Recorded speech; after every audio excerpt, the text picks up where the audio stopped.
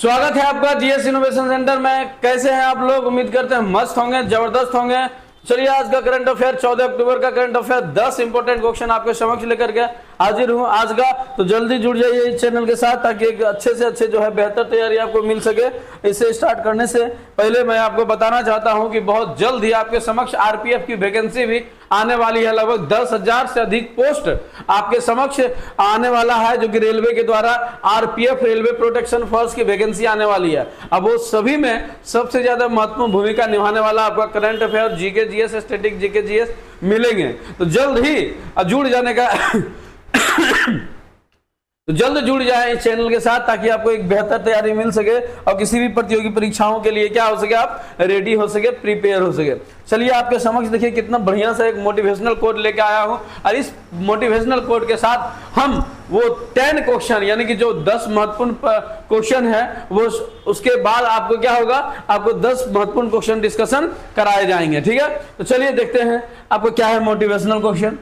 रुकावटें आती है सफलता की राह में, रुकावटें आती है सफलता की राह में, ये कौन नहीं जानता, ये कौन नहीं जानता, फिर भी वो मंजिल पा लेता है जो कभी हार नहीं मानता, है ना। तो मंजिल के पाने के लिए हमेशा जिद कर लिए, जिद कर लीजिए। जब तक आप जिद नहीं करिएगा तब तक आपको मंजिल नहीं मिलेगा। कुछ पाने के लिए हमें जिद्दी बनना पड़ता है। जब तक आप जिद नहीं बनिएगा तब तक आपके समक्ष कुछ भी इतनी आसानी से हासिल नहीं होने वाला है। तो बहुत सारा जो है इस बार वैकेंसी है, और इस जिद को बना लीजिए, ठान लीजिए कि इस बार हमको आर या पार ही करना है, इस बार डबल स्टार हमारा तो होगा, होगा तो होगा, याद रखिएगा। चलिए इसी मोटिवेशनल कोड के साथ हम क्वेश्चन नंबर पहला करंट अफेयर का स्टार्ट करते हैं। चलिए देखते हैं क्वेश्चन नंबर 1। देखिए क्या कह रहा है। 37वें राष्ट्रीय खेलों में, देखिए राष्ट्रीय खेल स्टार्ट हो गया है। 37वें राष्ट्रीय खेलों में 37वें राष्ट्रीय खेलों की मसाल रिले का उद्घाटन किसने किया? मसाल यानी कि जो संस्करण स्टार्ट होने वाला है उसकी बात कर रहा है, जो शुरुआत होने वाला है। देखिए आपका 37वें राष्ट्रीय खेल स्टार्ट होने वाला है। क्या होने वाला है? 37वें राष्ट्रीय खेल स्टार्ट होने वाला है। 37वें राष्ट्रीय खेल, ये वाला शायद आप लोग को कलर पसंद नहीं आ रहा होगा। चलिए 37वें राष्ट्रीय खेल का जो है उद्घाटन करने वाला है। किनके द्वारा? मसाल के द्वारा हो गया शुरुआत, तो प्रमोद सावंत। किनके द्वारा? प्रमोद सावंत के द्वारा कर दिया गया था। अब प्रमोद सावंत कौन है? तो गोवा का सीएम, गोवा का सीएम है, याद रखेगा। गोवा का सीएम में पारा हो गया, और ये हर 2 वर्ष पर होता है। कितने वर्ष पर? हर 2 वर्ष पर होता है, याद रखेगा। उसके बाद बात किया जाए आपका किसके द्वारा आयोजित किया जाता है, तो भारतीय ओलंपिक संघ के द्वारा, भारतीय ओलंपिक संघ के द्वारा इसे, ओलंपिक संघ के द्वारा इसे आयोजित किया जाता है। जो कि इनका जो अध्यक्ष है अभी वर्तमान में जो अध्यक्ष है उनका नाम है नरेंद्र बत्रा, याद रखेगा। नरेंद्र बत्रा उसका नाम है, भारतीय ओलंपिक संघ का है, याद रखेगा। तो 37वें राष्ट्रीय खेल का क्या किया गया है, आपका मसाल जो है शुरुआत हो गया, निकल गया है। वही बात किया जाए आपका 36वें राष्ट्रीय खेल किसने जीता है, तो ये जीतने का काम किया है महाराष्ट्र। कौन जीता है? महाराष्ट्र है। वही बात किया जाए उसका शुभंकर क्या था, 36वें राष्ट्रीय खेल का शुभंकर था सावज। क्या था? सावज था, याद रखेगा। और इस इवेंट जो हो रहा है, 37वें इवेंट जो हो रहा है, इसमें टोटल 43 विषयों को प्रतियोगिता होगा। 43 विषयों पर प्रतियोगिता होने वाला है, प्रतियोगिता होने वाला है, याद रखिएगा। ठीक है ना। चलिए इसका आंसर क्या हो जाएगा मित्रों? प्रमोद सावंत इसका आंसर हो जाएगा, राइट आंसर हो जाएगा। ठीक है ना। चलिए देखिए यहाँ पर आपको प्रमोद सावंत जी जो है आपको दिखाई दे रहे हैं ये, ठीक है ना। गोवा का क्या है? गोवा का आपका सीएम है। चलिए गोवा की बात किया जाए, आपका गोवा का गवर्नर जल्दी छाप दीजिए। गोवा में और क्या क्या विशेष है जल्दी छाप दीजिए। तो जल नल वाला पहला राजा, जल हर घर जल नल वाला क्या है, ये पहला राजा, जल नल वाला पहला राजा। उसके बाद बात किया जाए, जल नल के बाद बात किया जाए कौन सा हो जाएगा, उसके बाद रेबीज मुक्त, क्या हो जाएगा? रेबीज मुक्त राज्य है, रेबीज मुक्त है। उसके बाद बात किया जाए यहाँ का गवर्नर की बात किया जाए तो श्रीधरन पिल्लई। कौन है? श्रीधरन पिल्लई। श्रीधरन पिल्लई यहाँ का क्या है? यहाँ का आपका गवर्नर है, याद रखेगा। श्रीधरन पिल्लई यहाँ का गवर्नर है। चलिए क्वेश्चन नंबर 2 देखते हैं। क्वेश्चन नंबर 2 देखिए क्या कह रहा है, जल्दी कमेंट के माध्यम से आप लोग जल्दी छाप दीजिए कि कौन सा आंसर क्या होगा। हमको बताने से पहले आप लोग कमेंट के माध्यम से बताने का कोशिश करिए कि ये कौन सा आंसर हो जाएगा, ठीक है ना। चलिए, भारत में ब्रिटिश उच्चायोग में अस्थायी रूप से एक दिन के लिए शीर्ष बॉस की भूमिका किसने निभाली है। देखिए, ये बहुत अच्छी कार्य है जो कि जो है हमारे समाज को, हमारे देश में युवाओं को, साथ साथ में बच्चियों को बढ़ावा देने के लिए इस तरह का काम किया जाता है ताकि वो अपना जीवन समझ सके, यानी कि इसका महत्व समझ सके। इस टाइप का जो है चीजें होती है तो कहीं ना कहीं प्रेरित बन जाती है, उनके जीवन को बदलाव लाने का काम करने का काम करती है। देखिए, ब्रिटिश उच्चायोग आपको पता है ना, ब्रिटिश उच्चायोग कहाँ है, भारत में।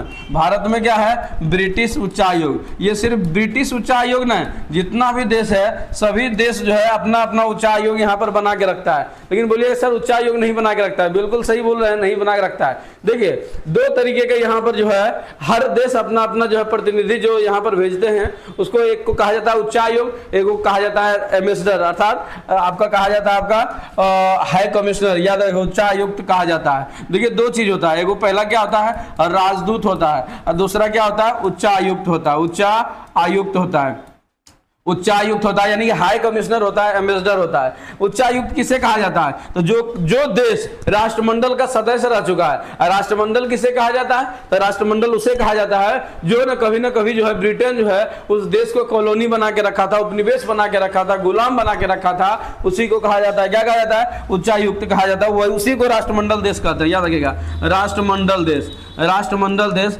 जो कभी ना कभी ब्रिटेन का क्या रह चुका हो, ब्रिटेन का उपनिवेश क्या रह चुका हो, उपनिवेश जो रह चुका है उसी का राष्ट्रमंडल देश कहते हैं। और यही राष्ट्रमंडल देश कितना है, टोटल 54 है। और ये 54 देश, ये 54 जो देश वाले अगर यदि हमारे यहाँ आएंगे, यहाँ पर क्या करने के लिए आएंगे, यानी कि यहाँ पर अपना एम्बेसडर अर्थात उच्चायुक्त जो रखेंगे, तो उसको क्या कहा जाता है, उसको उच्चायुक्त कहा जाता है। अर्थात ब्रिटेन जहां जहां जाएगा, जहां जहां रखेगा, उसको उच्चायुक्त कहा जाता है। ये राष्ट्रमंडल में कहा गया। तो ये ब्रिटेन वाले हमारे यहाँ क्या कहलाएंगे, उच्चायुक्त कहलाएंगे। जबकि अन्य देश जो ब्रिटेन के गुलाम नहीं रह चुका, अर्थात कह सकते हैं कि सर जिसका जो है राष्ट्रमंडल के देश का जो सदस्य नहीं है, वो जब हमारे देश में आएंगे तो उसे राजदूत अर्थात एम्बेसडर कहा जाता है। क्या कहा जाता है,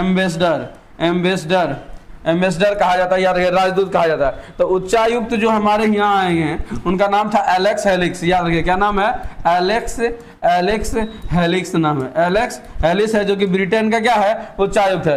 इन्होंने क्या किया है कि एक 21 वर्ष का जो है युवा है जिनका नाम क्या है, श्रेया धर्मराजन। क्या नाम है, श्रेया धर्मराजन को एक दिन का जो है एक दिन का उच्चायुक्त बनाया गया है। एक दिन का क्या बना दिया गया है, उच्चायुक्त बना दिया गया है। हाई कमिश्नर क्या हुआ, बना दिया, ताकि इस जीवन को समझ सके, इस जीवन को क्या हो सके, उच्चायुक्त के जीवन को समझ सके। याद रखिएगा, उच्चायुक्त के जीवन को समझ सके, इसीलिए इन्होंने क्या किया, बनाने का काम किया धर्मराजन धर्मराजन को। याद रखिएगा, श्रेया धर्मराजन, इसका क्या हो जाएगा मित्रों, आंसर हो जाएगा इसका श्रेया धर्मराजन। अब देखिए, श्रेया धर्मराजन ये आपका श्रेया धर्मराजन है, मात्र 21 वर्ष की अवस्था में है। और एलेक्स ये आपको नजर आ रहा है।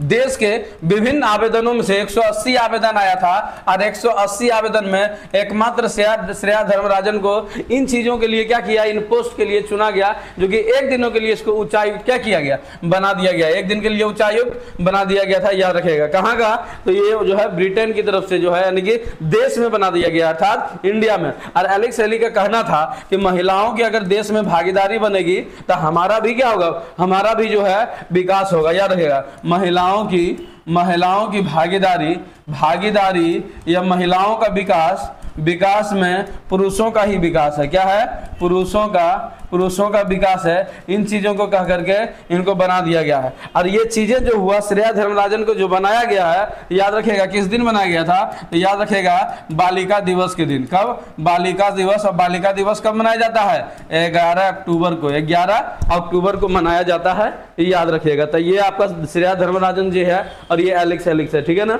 चलिए चीजें आपको समझ में आ रहा होगा, उम्मीद करते हैं, ठीक है। चलिए बढ़ते हैं क्वेश्चन नंबर 3 की ओर। क्वेश्चन नंबर 3 देखिए क्या कह रहा है। हाल ही में हुरन सूची में गौतम अडानी को पछाड़कर कौन सबसे अमीर भारतीय बन गया है। देखिए अमीर भारतीय कौन बन गया है, आपका यहाँ पर कितना है, यहाँ पर आपको 4 कंपनी का मालिक दिखाई दे रहे हैं, जो कि अभी क्या किया, अभी जो है एक हुरन सूची में हुरन सूची जारी किया गया। क्या हुरन सूची जारी किया गया है। इनका काम क्या है मित्रों, तो अमीरों की लिस्ट को जारी करना, अमीरों की लिस्ट जारी करना। क्या करना, लिस्ट जारी करना। इसका जो है काम है, इसका जो है आपका वर्क है। याद रखिएगा, देखिए कलम गिर रहा था, यानी कि क्वेश्चन आंसर ये आने वाला है, बहुत इंपॉर्टेंट है, याद रखेगा। ये पहला स्थान पर आ गए हैं, कौन आ गए हैं, तो मुकेश अंबानी जी, रिलायंस इंडस्ट्रीज के मालिक, याद रखिएगा मुकेश अंबानी जी जो कि रिलायंस इंडस्ट्रीज के क्या है, मालिक है, याद रखेगा रिलायंस इंडस्ट्रीज के मालिक। ये पहला नंबर आ गया है, ठीक है ना, $92 बिलियन, याद रखिएगा $92 बिलियन के साथ साथ में ये क्या है, पहला नंबर में, याद रखिएगा कितना, $92 बिलियन के साथ ये पहला स्थान में। दूसरा स्थान की बात किया जाए, दूसरा स्थान में आपका आ जाएगा मित्रों, दूसरा स्थान में जो आ गया गौतम अडानी, याद रखेगा गौतम अडानी जो है दूसरा स्थान आ गया, याद रखेगा। तीसरा की बात किया जाए तो तीसरा शिव नादर, क्या है आपका, शिव नादर है, एचसीएल कंपनी वाला, याद रखेगा एचसीएल कंपनी वाला, एचसीएल टेक्नोलॉजी वाला टेक्नोलॉजी। छठे स्थान पर भैया साइरस पूना वाले, याद रखेगा साइरस पूना वाला।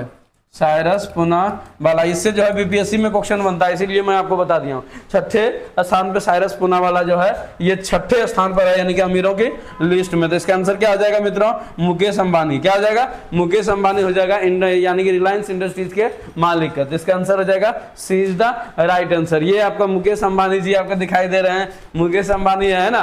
बस सोच लीजिए, अगर इनकी तरह बनना है तो आप भी उठा लीजिए कॉपी कलम, और आप भी जो है क्या करिए, जब तक आपको मंजिल ना मिले तब तक कॉपी कलम को छोड़वे नहीं करिए। चलिए आगे देखिए, नेक्स्ट क्वेश्चन देखते हैं। नेक्स्ट क्वेश्चन देखिए क्या कह रहा है, क्वेश्चन नंबर जो है आपका 4 क्या कह रहा है। हाल ही में कौन जवाहरलाल नेहरू विश्वविद्यालय द्वारा डॉक्टरेट की मानद उपाधि से सम्मानित होने वाली पहली महिला बन गई। देख रहे हैं ना, यानी कि महिलाएं सम्मानित हो रही है तो आप भी गौरवान्वित फील करेंगे कि नहीं करेंगे, जी हाँ बिल्कुल, क्योंकि महिलाएं की भागीदारी बनेगी तभी तो पुरुषों का विकास होगा, इतिहास गवाह है, जिस देश महिलाओं को भागीदारी हिस्सेदारी दिया है वही देश डेवलप किया है। तो हमारा भी दिन आ गया अब डेवलप होने का। कब हम लोग डेवलपर कहलाएंगे। अब तो हम डिजिटल इंडिया भी अपना लिए हैं, और डिजिटल इंडिया के तहत जितना पैसा बाहर जाता था अब सब इंडिया में आएगा, इंडिया में रहेगा। जो टैक्स बाहर जाता था सब इंडिया में रहेगा, पैसा बढ़ेगा, आमदनी बढ़ेगा तो हम डेवलपर से डेवलप होंगे, है कि ना। और धीरे धीरे हम लोग ब्रिटिश का जो चीजें हैं वो सब चादर को सब ओढ़ रहे हैं, जो ओढ़ रहे थे आज तक, वो सब चीजें हम छोड़ने का काम कर रहे हैं। अभी देखिए नए संसद भवन बन गया कि नहीं बन गया। ये बहुत बड़ी उपलब्धि है हम लोग के लिए, और हम सभी के लिए जो है ये उपलब्धि है। तो इन चीजों को ध्यान में रखा जाए और कैसे आगे बढ़ाया जाए, हमारा देश कैसे जाएगा, ये सब चीजें आपको भी समझ में आ रहा होगा। और जल्दी से जल्दी जुड़ जाइए, जल्दी से जल्दी ये क्वेश्चन को क्लियर कर लीजिए, क्योंकि आज भारत पाकिस्तान मैच होने वाला है। जिनको देखना है तो जल्दी जल्दी पहले अपना पढ़ाई कर लीजिए, ठीक है। उसके बाद चलिए स्टार्ट करते हैं। चलिए, जवाहरलाल नेहरू यानी कि JNU जवाहरलाल नेहरू यूनिवर्सिटी है, बहुत फेमस है। कन्हैया कुमार यहीं से फेमस होके निकले हैं ना, याद रखेगा। पंडित यानी कि जवाहरलाल नेहरू यूनिवर्सिटी, इसकी स्थापना 1969 में कब हुआ, 1969 में। और ये कहाँ है, नई दिल्ली में। कहाँ पर है स्थापित, नई दिल्ली में। और नई दिल्ली में जो है अभी यहाँ पर जो है एक महिलाएं हैं जिसे डॉक्टरेट की उपाधि, मानद उपाधि दिया गया है, याद रखेगा। JNU से डॉक्टरेट यानी कि डॉक्टरेट की मानद उपाधि से सम्मानित किया गया, मानद उपाधि से सम्मानित होने वाली पहली महिला बन गई है, सम्मानित होने वाली पहली महिला बन गई है, याद रखिएगा, पहली महिला बन गई है। अब ये महिला है कौन, तो ये महिला का नाम है, याद रखेगा, सामिया सुलूह हसन। कौन है, सामिया सुलूह हसन, याद रखेगा। ये इन्हीं को जो है सामिया सुलूह हसन को सम्मानित किया गया है डॉक्टर मानद का। ये कौन है, तो तंजानिया का राष्ट्रपति है, याद रखेगा, तंजानिया का, ये कोई लड़की नहीं है, याद रखिएगा, तंजानिया का राष्ट्रपति है। तंजानिया का कौन है? तंजानिया का ये राष्ट्रपति है। तंजानिया का ये राष्ट्रपति है, याद रखिएगा, ठीक है ना। इसका आंसर क्या हो जाएगा? सामिया सुलू हसन हो जाएगा। ये डॉक्टरेट की उपाधि इसलिए दिया गया ताकि आपका द्विपक्षीय जो है व्यवहार क्या हो सके, मजबूत हो सके, याद रखेगा। यानी कि द्विपक्षीय याद रखेगा, द्विपक्षीय रिश्ते, द्विपक्षीय संबंध मजबूत की दिशा में, मजबूत की ओर कदम है, याद रखेगा, ठीक है ना। तंजानिया और भारत के बीच में क्या हो सके, आपका रिलेशनशिप मजबूत हो सके, और इसलिए जो है उनका जो है यहाँ पर आना और एक दूसरे के बीच में जो है ये एक दूसरे के बीच में जो प्रतिबद्धता है उसकी जो दर्शाने का काम करती है, ठीक है ना। ये आपका दिखाई दे रहा है, ये हमारा जो है कौन है, आपका राष्ट्रपति है, याद रखेगा, द्रौपदी मुर्मू जी, द्रौपदी मुर्मू जी है, याद रखेगा। ये आपका तंजानिया का जो है राष्ट्रपति है, याद रखेगा, सामिया सुलू हसन है। ये हमारा बब्बर शेर, याद रखेगा, क्या नाम है इनका? नरेंद्र मोदी। कौन नहीं जानता है इनका? नरेंद्र मोदी, है ना, नरेंद्र मोदी जी हैं, ठीक है ना। वही बात किया जाए आपका तंजानिया का, तो तंजानिया का राजधानी कहाँ है, जल्दी बताइए। तंजानिया का राजधानी बता दीजिए, और तंजानिया में कौन सा जो है वो पर्वत है, जल्दी बता दीजिए। तंजानिया में तंजानिया किस महाद्वीप का भाग है, याद रखेगा, महाद्वीप में आता है, ये जल्दी छाप दीजिए। और तंजानिया में जो है पर्वत कौन सा है, सबसे बड़ा पर्वत है, याद रखेगा, तंजानिया का पर्वत। तंजानिया में पर्वत जो है, पर्वत कौन सा, जल्दी छाप दीजिए। तंजानिया का राजधानी डोडोमा, कहाँ पर है? डोडोमा। तंजानिया में लोग थोड़ा सा काले काले रहेंगे, लेकिन क्या दिक्कत है, काले हैं तो क्या हम दिल वाले हैं, याद रखेगा, ठीक है ना। डोडोमा तंजानिया महाद्वीप, अफ्रीका महाद्वीप में, कहाँ पर? अफ्रीका महाद्वीप का ये पार्ट है, याद रखेगा। तंजानिया में किलिमंजारो पर्वत है, कौन सा है?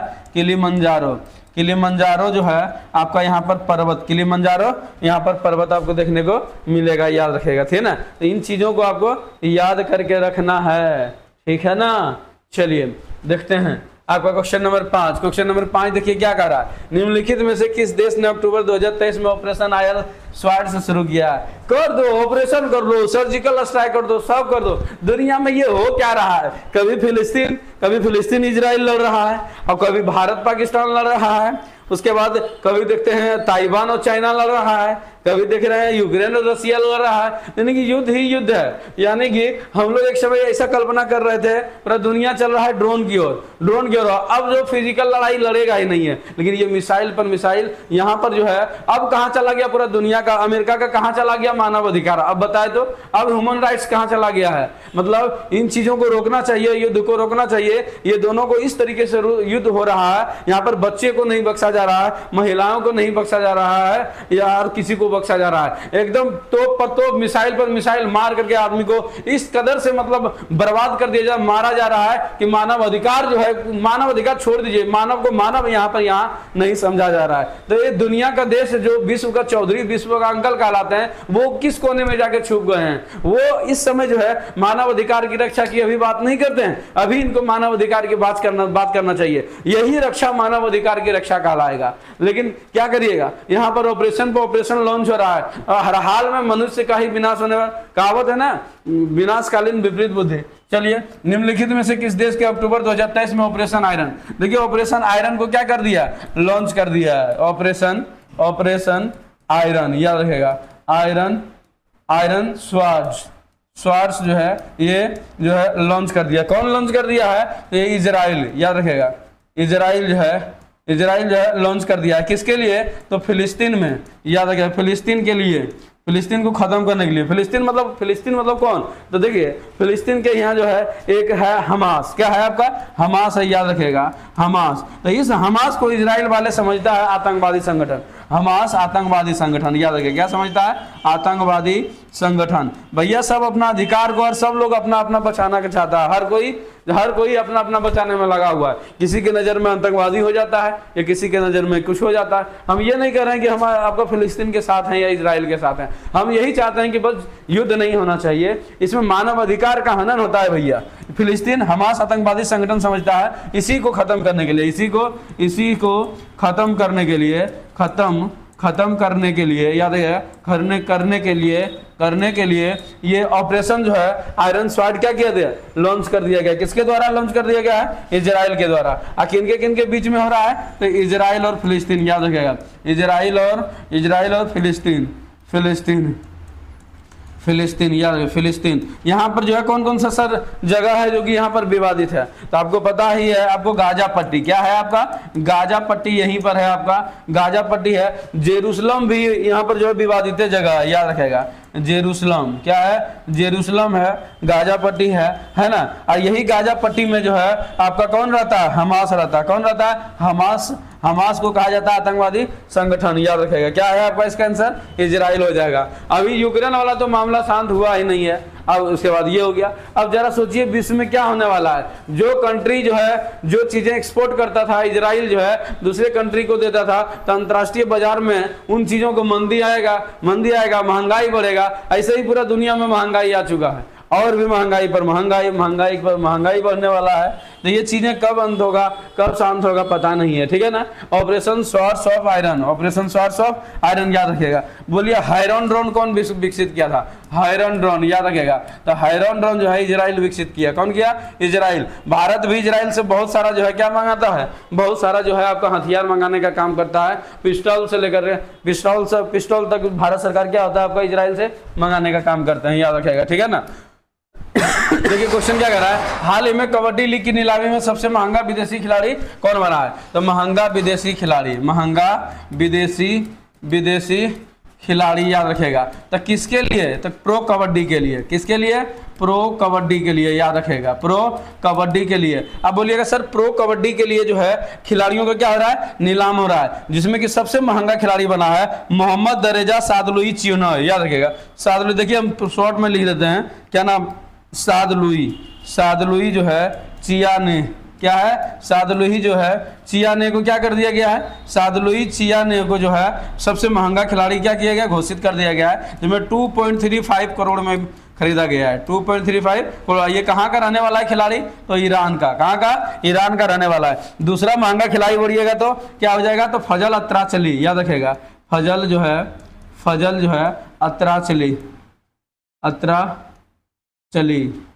अत्राचली, देखिए अत्राचली, इनका जो है आपका 1.6 करोड़ में इनको जो है क्या हुआ, खरीदा गया, ठीक है ना। अब देखिए बोलिएगा सर ये कौन सा टीम का है, कितने टीम होने वाला है, तो ये जो आपका टीम है आपका,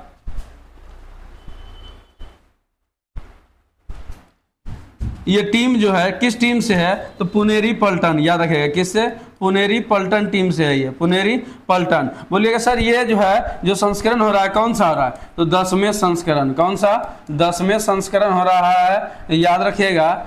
और सबसे सफल बोल देगा, और बोल देगा इसमें कितने टीम भाग लेने वाला है, तो इसमें टोटल 12 टीम, कितना, 12 टीम में। प्रो कबड्डी जो स्टार्ट हुआ था, प्रो कबड्डी स्टार्ट की बात किया जाए 2014 में पहला संस्करण हुआ था, और 2019 का संस्करण जो 8वें सीजन है, 8वें सीजन नहीं हो पाया था। 8वें संस्करण जो है कोविड-19 की वजह से, किससे, कोविड-19 की वजह से रद्द हो गया था, वजह नहीं हो पाया था, याद रखेगा, नहीं हो पाया था 8 में। और ये कौन सा तो संस्करण है, 10वें संस्करण है, याद रखेगा। इसका आंसर क्या हो जाएगा, मोहम्मद राजा सादलुई चियोनॉय। ये पहला खिलाड़ी जो महंगा खिलाड़ी ईरान का है, और ये दूसरा है, ये क्या है, दूसरा है। अगर इसमें बोल दे सर सबसे सफल टीम कौन है, सबसे सफल टीम बताना है, सफल टीम है। अब पहली बार जो है, पहली बार बोले किसने जीता था सर, पहली बार किसने जीता था, पहली बार जीता था तो याद रखेगा जयपुर पैंथर्स ने जीता था। अब वही सबसे सफल टीम की बात किया जाए तो ये सबसे सफल टीम जो है पटना पायरेट्स, कौन है, पटना पायरेट्स रह चुका है, ठीक है ना। तो मोहम्मद रेजा सादलुई चियोनॉय जो कि ईरान का रहने वाला है, इनको जो है सबसे ज्यादा महंगा यानी कि खिलाड़ी के रूप में से चुन लिया गया, याद रखिएगा, ठीक है ना। चलिए क्वेश्चन नंबर 7 देखते हैं। क्वेश्चन नंबर 7 देखिए क्या कर रहा है, भारत में ओलंपिक मूल्य शिक्षा कार्यक्रम को बढ़ाने के लिए किसने रिलायंस फाउंडेशन के साथ गठबंधन किया है। ये देखिए तो यहाँ पर क्या बढ़ा रहा है, ओलंपिक मूल्य शिक्षा कार्यक्रम शुरुआत किया गया है, किसके साथ मिलकर के, तो ये जो है आपका रिलायंस फाउंडेशन के साथ मिलकर के, याद रखेगा, रिलायंस जो है फाउंडेशन के साथ में फाउंडेशन साथ मिलकर किसके साथ में, तो आपको भारतीय ओलंपिक समिति के संग, भारतीय ओलंपिक समिति संघ, IOC के साथ मिलकर के एक जो है प्रोग्राम को लॉन्च किया। उस प्रोग्राम का नाम है OBEP, याद रखिएगा क्या नाम है, OBEP है। इस प्रोग्राम के माध्यम से जो है आपका ओलंपिक के बारे में परिचित देने के लिए था, जागरूकता बढ़ाने के लिए कि ओलंपिक में जो खेल है और साथ साथ में जो है इसके प्रति जो है जागरूकता बढ़ाने के लिए ये ओलंपिक समिति का क्या किया गया, ओलंपिक समिति और रिलायंस फाउंडेशन के द्वारा जो है आपका मूल्य शिक्षा कार्यक्रम, याद रखिएगा ओलंपिक मूल्य शिक्षा कार्यक्रम लॉन्च किया गया, शिक्षा कार्यक्रम लॉन्च किया गया है। कहां पर किया गया है, तो ये राउरकेला और भुवनेश्वर। ये क्या करेंगे ना, ये जो है सब स्कूल में जाएंगे। कहाँ जाएंगे, सभी स्कूल में जाएंगे। कहाँ जाएंगे, सभी स्कूल में जाएंगे। 90 से अधिक स्कूल जाएंगे, 90 से अधिक स्कूल में जाएंगे, जिसमें कि 32,000 बच्चे, कितना 32,000 बच्चे को इसके प्रति जागरूक करेंगे, इसके प्रति जागरूकता अभियान चलाएंगे, याद रखेगा, जागरूकता अभियान चला करके जागरूक करने का काम करेंगे, याद रखेगा। इसका आंसर क्या हो जाएगा मित्रों, इसका आंसर हो जाएगा आपका अंतर्राष्ट्रीय ओलंपिक समिति संघ, याद रखेगा, अंतर्राष्ट्रीय ओलंपिक समिति संघ। सॉरी यहाँ पर सुधार लीजिएगा मित्रों, यहाँ हो जाएगा अंतर्राष्ट्रीय, क्या हो जाएगा, अंतर्राष्ट्रीय ओलंपिक समिति संघ के साथ में जुड़ करके कौन, रिलायंस फाउंडेशन साथ में जुड़ करके काम करेगी, ताकि ओलंपिक के श्रेष्ठता के बारे में बताया जाएगा और उसके बारे में जागरूकता फैलाया जाएगा, याद रखिएगा, ठीक है ना। चलिए यहाँ पर देख लीजिए, Olympic values education program launch कर दिया गया है भारतीय शिक्षा मंत्रालय के द्वारा। किसके द्वारा, भारतीय शिक्षा मंत्रालय के द्वारा लॉन्च कर दिया गया है। चलिए क्वेश्चन नंबर 8 देखते हैं क्या कह रहा है। क्वेश्चन नंबर 8 कह रहा है association of mutual funds in India के अध्यक्ष के रूप में किसे चुना गया है। ये देखिए जितने भी आपको 10 क्वेश्चन लेके आते हैं वो सभी इंपॉर्टेंट क्वेश्चन रहता है, छाटा हुआ क्वेश्चन रहता है, जो कि सभी प्रतियोगी परीक्षाओं के लिए बहुत ही क्या होता है, इंपॉर्टेंट होता है, याद रखेगा। तो एसोसिएशन ऑफ म्यूचुअल फंड्स की बात किया जाए तो एसोसिएशन ऑफ म्यूचुअल फंड जो है, एसोसिएशन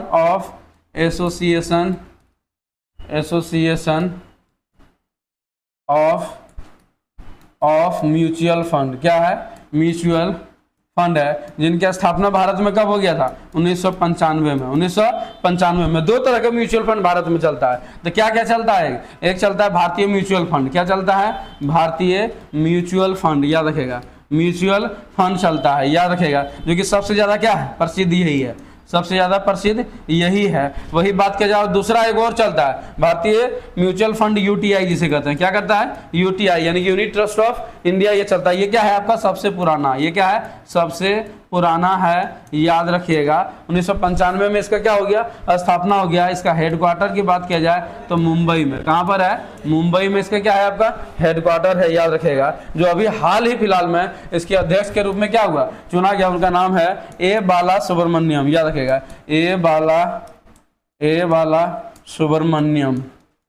बाला सुब्रमण्यम को इसके अध्यक्ष के रूप में क्या हुआ, अध्यक्ष के रूप में इसे चुना गया है, याद रखिएगा, ठीक है ना, अध्यक्ष के रूप में इसे चुना गया म्यूचुअल फंड। ये आपका ए बाला सुब्रमण्यम जी है, जो इनको म्यूचुअल फंड का जो है आपका अध्यक्ष के रूप में क्या हुआ, चुना गया है, ठीक है ना। चलिए देखते हैं क्वेश्चन नंबर 9। क्वेश्चन नंबर 9 देखिए क्या कह रहा है, अंतर्राष्ट्रीय बालिका दिवस प्रतिवर्ष कब मनाया जाता है। तो अंतर्राष्ट्रीय बालिका दिवस की बात कर रहा है, किसका, बालिका दिवस, याद रखेगा। तो अंतर्राष्ट्रीय बालिका दिवस, अंतर्राष्ट्रीय बालिका दिवस के दिन क्या किया गया है मित्रों, अभी तुरंत हम बताए थे आपको। अंतर्राष्ट्रीय बालिका दिवस के दिन में जो है 21 वर्ष की जो थी, जिनका नाम था धर्मराजन था, उनको क्या किया गया है, एक उच्चायुक्त के पद पर 1 दिन के लिए बनाया गया था, ताकि नारी सशक्तिकरण, महिला सशक्तिकरण को क्या मिले, बढ़ावा मिल सके, ठीक है ना। तो अंतर्राष्ट्रीय बालिका दिवस 11 अक्टूबर को कब मनाया जाता है, 11 अक्टूबर को। बोलेगा सर पहली बार ये कब मनाया गया, जब अंतर्राष्ट्रीय की बात कर रहा है तो अंतर्राष्ट्रीय होना चाहिए, अंतर्राष्ट्रीय लेवल पर इसे कब इसको स्वीकार किया गया, इसे स्वीकार, तो नारी शक्ति अर्थात महिला सशक्तिकरण को बढ़ावा देने के लिए, महिला सशक्तिकरण को बढ़ावा देने के लिए, किसका क्या देने के लिए, बढ़ावा देने के लिए मनाया जाता है। सबसे पहले अंतर्राष्ट्रीय की बात कर रहा है तो यूएनओ के द्वारा, यूएनओ के सभा द्वारा जो प्रस्ताव पेश किया गया था, प्रस्ताव पेश किया गया था इसके लिए 2011 में और 2012 से मनाया गया। याद रखिएगा 11 अक्टूबर 2012 से मनाना शुरू हो गया, मनाना शुरू हो गया। क्या हो गया? शुरू हो गया अंतर्राष्ट्रीय लेवल पर। कैसा लेवल पर? अंतर्राष्ट्रीय लेवल पर इसे मनाना क्या हो गया? शुरू हो गया। इसका आंसर क्या हो जाएगा आपका? 11 अक्टूबर हो जाएगा। अंतर्राष्ट्रीय बालिका दिवस क्या हो जाएगा?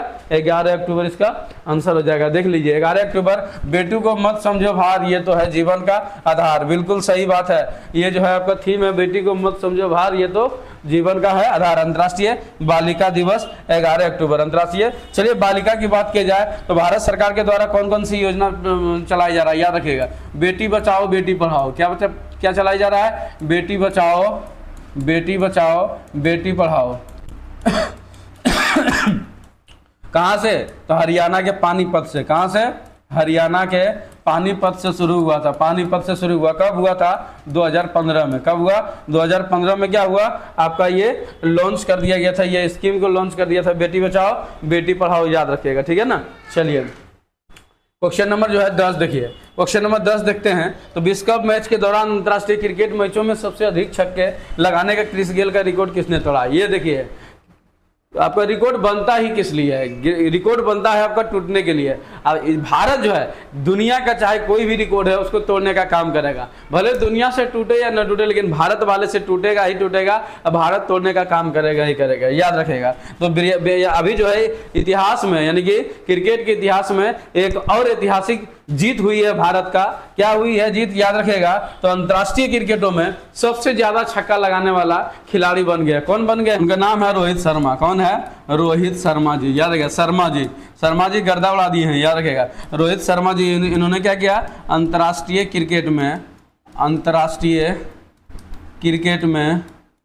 क्रिकेट में सर्वाधिक छक्का लगाने वाला, क्या सबसे अधिक सर्वाधिक छक्के लगाने वाला खिलाड़ी बन गए। खिलाड़ी बन गए, वो भी कम पारी में। कितना पारी में? देखिए समझते हैं। टोटल कितना छक्का लगाया? तो 556 छक्के। कितना? 556 छक्के, 473, मात्र 473 पारी में, अंतर्राष्ट्रीय पारियों में, ठीक है ना, पहला। और दूसरा की बात किया जाए आपका क्रिस गेल था। कौन था आपका? Chris Gayle. याद है क्रिस गेल कहाँ का खिलाड़ी है? तो वेस्ट इंडीज का। कहाँ का? वेस्ट इंडीज का खिलाड़ी है, सबको पता है वेस्ट इंडीज का ये खिलाड़ी है। ये कितना छक्का लगाया था? तो 551। याद रखिएगा 551 छक्का, 551 छक्का नहीं है मित्रों, 551 पारी। 551 पारी में 553 छक्का, 553 छक्का। तीसरा जो है शाहिद अफरीदी। याद रखिएगा, तीसरा शाहिद अफरीदी, अपना बेटा लड़का शाहिद अफरीदी कहाँ का? पाकिस्तान का। याद रखेगा ये कितना? 476 छक्के। कितना? 476 छक्के लगाए हैं, 476 छक्के लगाए हैं। तो इसका आंसर क्या हो जाएगा? शर्मा जी। क्या हो जाएगा? शर्मा जी। और ये क्या हो जाएगा आपका? क्रिकेट से संबंधित है, याद रखेगा क्रिकेट। अब देखिए क्रिकेट की बात किया जाए तो क्रिकेट अभी अब जो T20 वर्ल्ड कप कहाँ होने वाला है जल्दी बता दीजिए। T20 वर्ल्ड कप कहाँ होने वाला है जल्दी ये बता देना है आपको। उसके बाद बताइए क्या बताना है आपको कि वनडे वर्ल्ड कप कहाँ हो रहा है? वनडे वर्ल्ड कप कहाँ हो रहा है ये बता दीजिए। उसके बाद क्रिकेट से संबंधित और चीज़ें जो है यहाँ पर यही दोनों बताइए। क्या हो जाएगा? ये अमेरिका में होगा। कहाँ होगा? अमेरिका में होगा। याद रखेगा अमेरिका यानी कि 3 जगह पर होगा। कहाँ होगा? न्यूयॉर्क होगा, फ्लोरिडा होगा, और उसके बाद एक होगा न्यूयॉर्क हो जाएगा मित्रों, उसके बाद फ्लोरिडा हो जाएगा। एक और कौन होगा? जल्दी छाप दीजिए T20 वर्ल्ड कप। ये कब होने वाला है? ये अगले 2024 में यह T20 वर्ल्ड कप है। ये कहाँ होने वाला है? भारत। याद रखिए कहाँ पर? भारत में होने वाला है, ठीक है ना। तो ये था आपका, क्या होगा? ये था आपका क्वेश्चन, जो भी 10 को क्वेश्चन था आपके समक्ष लेकर के हाजिर होने का कोशिश की है, जो कि जितना हो सके वो कंटेंट हम आपके समक्ष दिए हैं, पेश किए हैं। उम्मीद करते हैं ये चीज़ें आपको समझ में आया होगा, ताकि एक बेहतर तैयारी आपको मिल सके। जो भी है स्टैटिक जीके के साथ करंट अफेयर हम आपको देने का काम किए हैं। तो ठीक है, मिलते हैं नेक्स्ट क्लास में। Thank you.